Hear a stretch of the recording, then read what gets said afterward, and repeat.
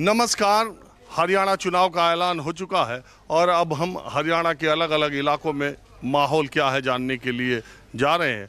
आज हम गुड़गांव आए हैं और गुड़गांव में एक गांव है कार्टरपुरी। ये देखिए, विलेज कार्टरपुरी। अगर आपको मैं इधर दिखाऊं तो ये है कार्टरपुरी चौपाल। सबसे पहले गुड़गांव के कुछ गांव ऐसे हैं जिनका नाम अजीबोगरीब है। आपको लगेगा कार्टरपुरी इस गांव का नाम क्यों पड़ा है, तो इसकी एक दिलचस्प कहानी है।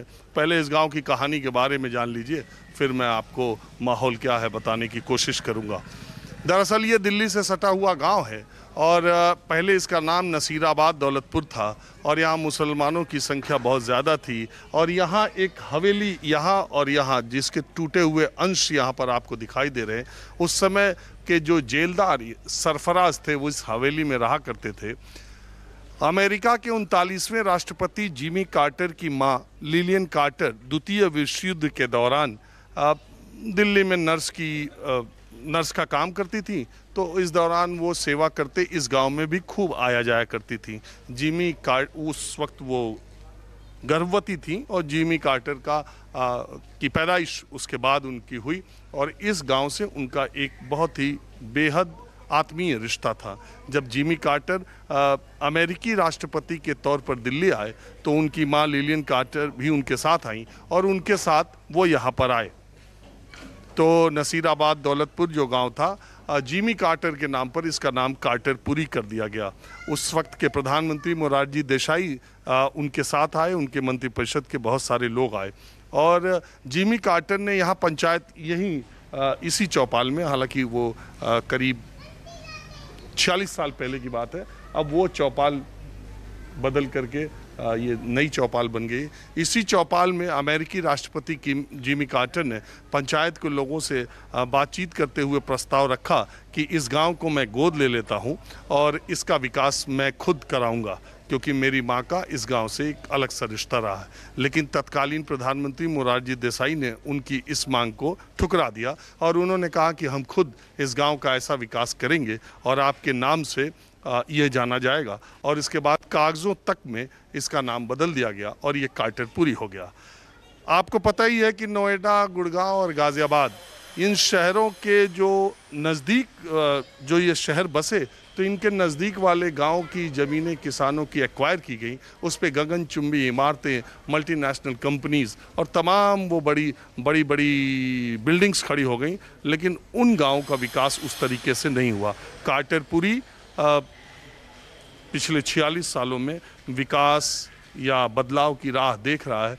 ये गांव तो नहीं रहा, अब एक कस्बे के तौर पर हो गया है। इस तरह के मकान है, देखिए ज़्यादातर मकानों में लोग किराएदार हैं और गांव के किसानों की ज़मीन अधिग्रहण हो गई, चली गई और इसके बाद अब ये एक गांव सा यहाँ कुछ भी नहीं दिखता आपको छोटे। लेकिन आपको ये गुड़गांव भी नहीं दिखेगा, गुरुग्राम जिसको आप कहते हैं 2016 के बाद। आप गुरुग्राम को देखिए और आप जिन किसानों की ज़मीनों पर सेक्टर 23A और पालम विहार बना है, अब उन किसानों के पास अपने अपने मकान हैं और किराए के।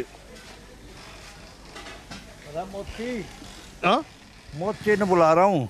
हाँ जी, मैं कृष्ण हूँ और बोलिए क्या बोलना है। आप किस गांव के?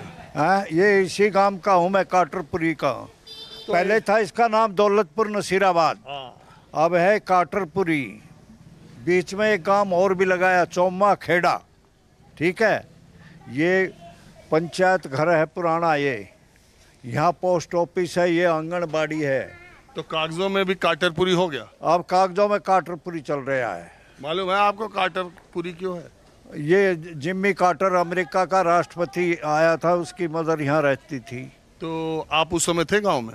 नहीं, जब तो मैं बचपन में था जब ये आए। उसके बाद में ये क्या नाम 1947 में जब भगदौड़ हुई है, जब वे पाकिस्तान चले गए और ये पंजाब यहाँ को अलाट हो गई ये ज़मीन, तो फिर वो भी अपने अमेरिका में चली गई। ओ, कहानी ये है कि उस वक्त के जो जेलदार सरफराज थे, जो यहाँ के प्रमुख थे, पंच थे, वो जिनकी ये हवेली है, वो 47 के बंटवारे के बाद वो हिंदुस्तान 1947 बंटवारे में वो चले गए पाकिस्तान। हाँ। फिर ये जमीन वहां से आए लोगों को अलॉट हो गई। अलाट होगी उनको। पंजाबी वो था चौधरी लालचंद, चौधरी आत्म प्रकाश, हिंता, ये घणे ही थे उनको जिनको अलाट हुई थी। अच्छा, आ? उनका नाम क्या है?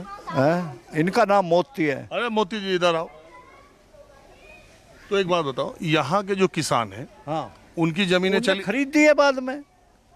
इनसे जो पंजाबियों को अलाट हुई ना, उनने खरीद ली।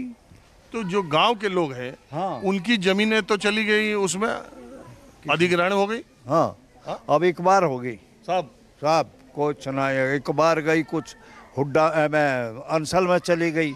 जब क्या थी सन 80 से पहले वो होगी, क्या मुआवजा मिला इनने? कुछ नहीं मिला। क्या 50, 60, 40, 25 हजार रुपये किला गया है। और बोलो क्या मिला? आप कहाँ काम करते थे?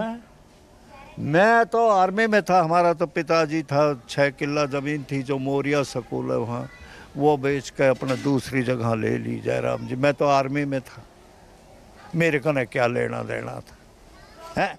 मेरी मदर 123 साल की मरी है। हाँ, मैं कागजात दिखा दूँ आपको, चलो।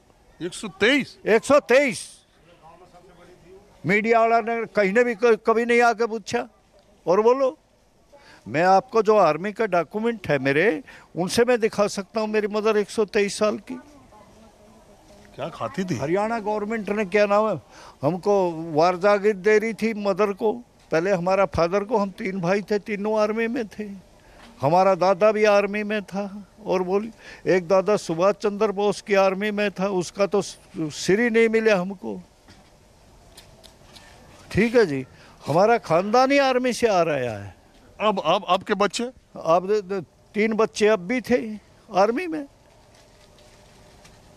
2 मेरे भतीजे थे, एक मेरा लड़का था। और अब अग्निवीर आगे आप भेजोगे? अग्निवीर में भेजोगे? अरे मैं तो खुद जाने के लिए तैयार हूँ। तड़कर लड़ाई हो जाए मैं खुद चल दूंगा अभी भी। हाँ, ये देखिए, पैर देखिए मेरा। 71 की लड़ाई मैंने लड़ी, सन 65 की मैं लड़ी। अब भी तड़के कोई काम हो तो मैं चलूंगा गवर्नमेंट को।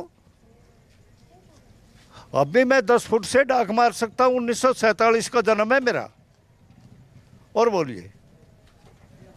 नहीं, अभी पैर टूटा है, ऐसा काम मत किया। ये लोकल गोड्डा है, मैं फिर भी 15-20 किलोमीटर चलता हूँ रोज। अभी भी? हाँ, मैं जा रहा था घूमने, आप नहीं मिलते तो। जो चोमा गांव है, 8 बजे आता है घर। चोमा गांव है ना, उसमें। अच्छा छोड़ो अब ये सब। आप क्या